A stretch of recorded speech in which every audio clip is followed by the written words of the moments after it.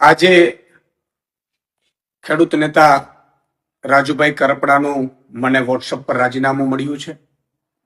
મારે વાતથી નથી, પરંતુ એટલું ચોક્કસ કહીશ કે રાજુ કરપડાએ હળદરથી લઈ અને જે મુદ્દાઓ ખેડૂતોને ઉઠાવ્યા, હળદરમાં એક ખેડૂતોને ઉમ્મીદ પણ જાગી. રાજુ કરપડા, પ્રવીણ રામ અને 86 જેટલા લોકો ઉપર ભાજપે અત્યાચાર કર્યો, ભાજપે ખોટા કેસો કર્યા, ભાજપે ડરાવવાની કોશિશ કરી, ભાજપે ખેડૂતો ઉપર પણ માર માર્યો.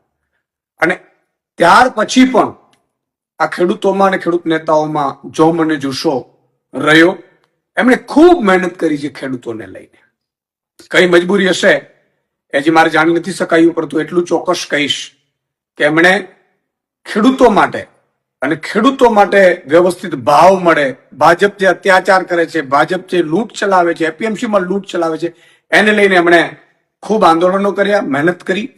અને એટલે ખેડૂતો અને આમ આદમી પાર્ટી હંમેશા રાજુભાઈને ખૂબ સમર્થન પણ રહ્યું, ખેડૂતોનું પણ સમર્થન રહ્યું. અને આમ આદમી પાર્ટીએ પણ તમે જોયું હશે કે હળદર કાંડ પછી ભગવત માનજી અને અરવિંદ કેજરીવાલ સાહેબ સુદામડામાં સભા કરી. ખેડૂતો લગભગ 50,000થી વધુ ખેડૂતો એકઠા થયા.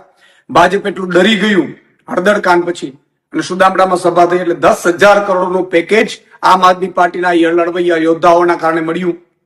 પ્રવીણ રામ હોય, રમેશ મેરો, તમામ લોકો.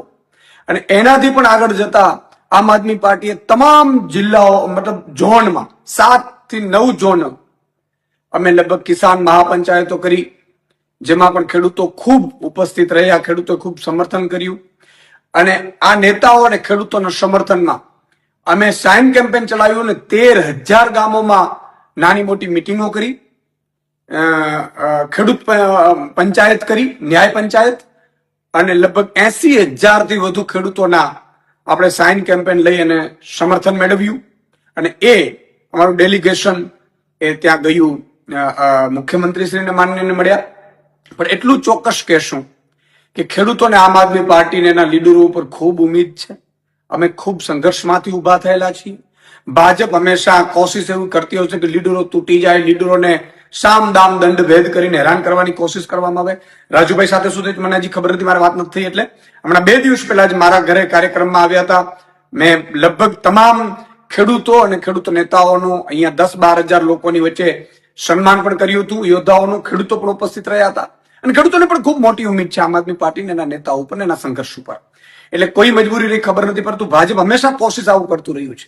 તમે જો આ પહેલા પણ કેટલાય નેતાઓ જોઈન્ટ થયા, પણ ભાજપ કોઈ ના કોઈ રીતે એને તોડવાની કોશિશ કરે, એને ડેમેજ કરવાની કોશિશ કરે, એને હેરાન કરવાની કોશિશ કરે.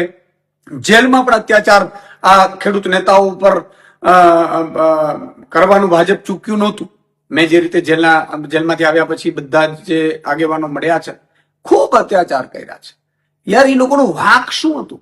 અને હજી પણ કેસોના દબાણો આન તેન. એટલે મને લાગે છે કે ભાજપ છે એ કોશિશો આવી કરતી રહેશે, પરંતુ આમ આદમી પાર્ટીને એનો એક એક નેતા અને એક એક સંઘર્ષશીલ ખેડૂત એ હંમેશા પોતાના સત્ય માટે લડતો રહેશે. રાજુભાઈ સાથે મારી વાત થશે, વાત થઈ નથી, પરંતુ એટલું ચોક્કસ કહીશ કે મજબૂત નેતા છે, ખૂબ મહેનત કરી છે, સંઘર્ષ કર્યો છે અને લોકો માટે લડ્યા છે. જય જવાન, જય કિસાન.